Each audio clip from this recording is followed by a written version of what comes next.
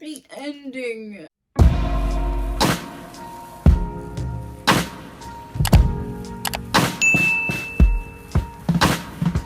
Welcome back to my YouTube channel. I'm so glad to see you here. If you don't know me, my name is Blue. Hit that subscribe button and join the family. This is a continuation of my October wrap-up. If you don't know what I'm talking about, you should go check out that first video that I made.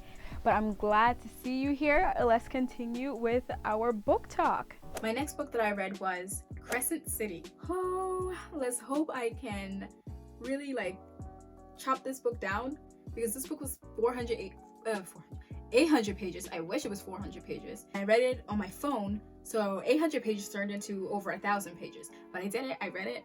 I'm really proud of myself. It took a whole month. I gave this book 4 stars. Bryce Quinlan is a half fae, half human who lives in Crescent City, where humans are at the bottom of the hierarchy amongst the magical creatures. Bryce seeks vengeance for the death of her best friend, who was brutally murdered. When this book started off, it was really slow. The world building was just packed on, lots of info dumping, and I went to sleep when I was reading it. I could not get into it. In the beginning, I did not care for the characters. I barely understood who everyone was. The only person I understood was Bryce, because she's the main character. So many new names, so many new places, so many new everything. And Sarah was just like, you know what? Who cares? Here you go. So if you really want an in-depth discussion about the world building and everything, go find another video. I'm just gonna discuss what I liked about it or what I didn't like. I can't tell you much else. So let's get into that part. The main character, Bryce. I'm glad she wasn't like Farah from A Court of Thorns and Roses series, because Farah wasn't it for me.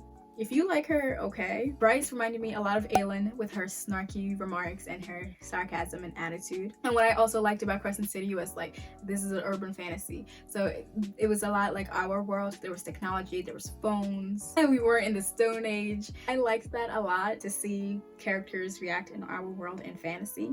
We got to know a lot about her from just being the little party girl people described her to be. She really grew as we got to know her. We grew with her. Not a spoiler here, because it's in the synopsis. When Danica and the pack died, we saw how it affected her.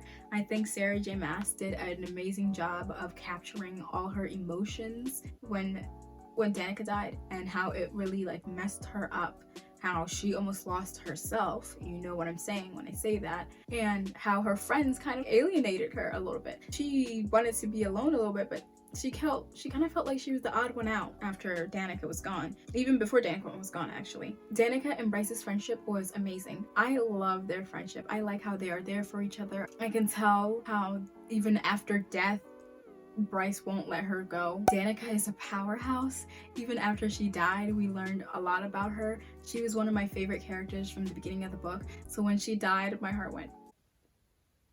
I was really upset that she was gone, because she had so much to offer. And Connor and Bryce, I was really pumped for that. I really wanted them to happen. And when he died, when I heard the whole pack died, I was like, what? Sarah had no mercy. I was like, okay. Alright, what you got here now? What caught my attention was when they died, but then after that, more info dumping. I barely remember some of the places. I couldn't name you a place from this book if you made me. I could not. I would just say Crescent City and the library that Bryce works at. That's all I know. Oh, I also liked Lihaba. I can't pronounce her name, but Lihaba, a little fire sprite. She was really cute and I really liked her, and she was a bit spunky too. And when she sacrificed herself for Bryce, my heart. Hunt. Sarah J. Maas basically copied and pasted most of her characters from her other books. Hunt gave me Reese and Rowan vibes, you know what I'm saying? Like that powerful fae. Even though he's not a fae, he's an angel. But still, he gave me those vibes. Like I said, she copied and pasted most of her characters, but I'm here for it. I'm here for it. I liked Hunt, and I liked how brutally honest he was. I don't know, he was adorable, and how he seemed normal with his sunball hat and just in sweatshirt and sweatpants. I liked him. He reminded me a lot of Rowan, and I love Rowan, if you guys couldn't tell. also about reminding me a lot of the characters. The witch, I forgot her name, but the witch that helped Rune and Bryce, she reminded me of Sorsha and Irene from her other books. Like, comment down below if you read Crescent City, if a lot of her characters in this book reminded you a lot of their characters from her other books, because to me it was looking in the mirror with some of them. Oh my god, when Hunt's wings got cut off, boy. What do you mean his wings are getting cut off? What do you mean? What do you mean? And they're like, oh, don't worry, they grow back. And I was like, no, but they're getting cut off. Let me just say, I did cry, because I'm like, why you gotta cut his wings off? Why? The ending was spectacular. The ending was what really elevated this book for me. If the ending was flat, I would have been angry. I would have been like, oh my god, I wasted my time. I wasted everybody else's time, whoever read this. When Bryce went and did the drop by herself and everyone who's watching was like, oh, she can't do that. She can't do that. She needs a real anchor, someone who's alive. And she went and did it. I was like, yes! That moment was what made me think she is better than Feyre. She could make the drop without an actual anchor. I was like, she's better than Feyre. Fight me. Oh, disclaimer. This is an adult book. There is heavy language and spicy scenes. Except this book was literally no different from Sarah J Maas's young adult books. That's bad, because that means her young adult books were like up there. They were pushing the limits. This book was no different from that to me. It was like, yeah, whatever, it's an adult book, yeah, whatever. The ending really brought it together. It really made me think, okay, yeah, it deserved 4 stars. But I was still on the edge, because that beginning, honey, no. The last book that we are going to be discussing for this video is Jackpot, All Bets Are Off by Nick Stone, the author of Dear Martin. If you can read the dismay on my face. I liked this book. Don't get me wrong, I did like it. But the ending,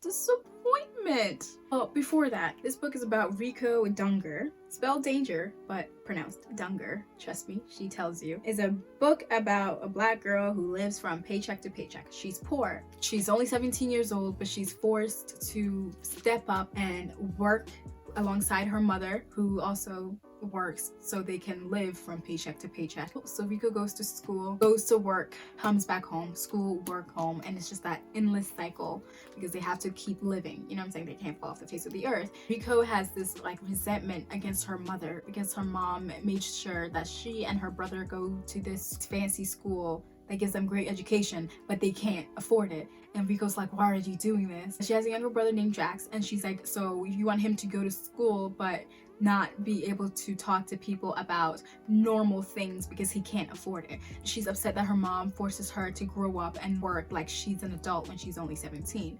So one day, gas station, an old woman comes in and she orders a lottery ticket. She orders a lottery ticket, but then it goes unclaimed for a few days. So when the ticket goes unclaimed, Rico makes it her mission to find the right ticket. The person that has this ticket is an old black woman.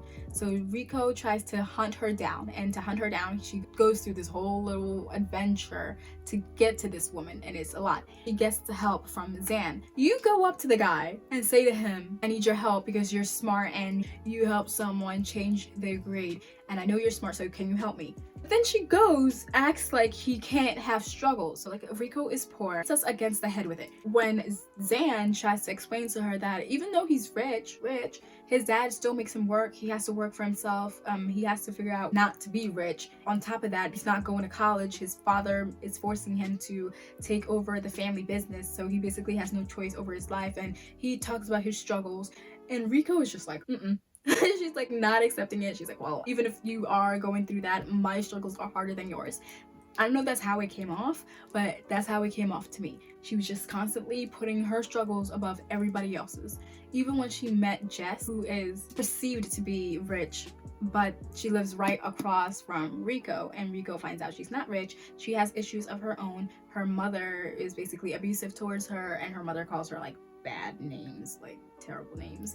And Rico was like, yeah, that is bad. Like to the reader, she's like, yeah, that's terrible. But then we get hit in the head again with how poor Rico is. I understand the theme, how privileged some people are and they don't realize it, and how poor people go through terrible things. I feel like it was a bit melodramatic. The fact that Rico was a little bit unsympathetic towards other people, even if they are rich, she compared their struggles. Struggle is a struggle. You should not be comparing it. If someone is struggling, they are struggling. And that's what she did during this whole book. And it kind of upset me because it was annoying. It kind of got melodramatic, but that wasn't the tiebreaker for me. The tiebreaker was the ending. So Zan and Rico go on this hunt for the lottery ticket. And on this hunt, they really start to grow closer. They start to become friends. Rico starts trusting him a little bit. He like picks her up from work, takes her home. They start to like each other and everything, and Rico starts to let loose and become a kid again like she wanted.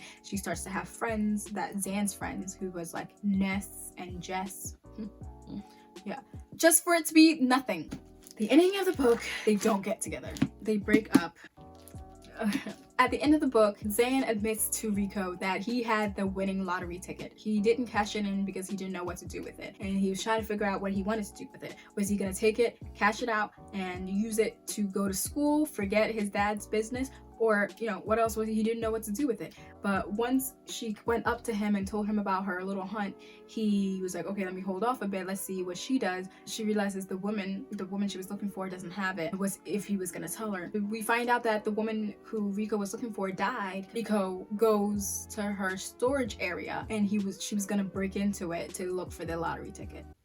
Yes, exactly. Rewind that, listen to what I said, and come back. She was breaking into a dead woman's storage area for a lottery ticket.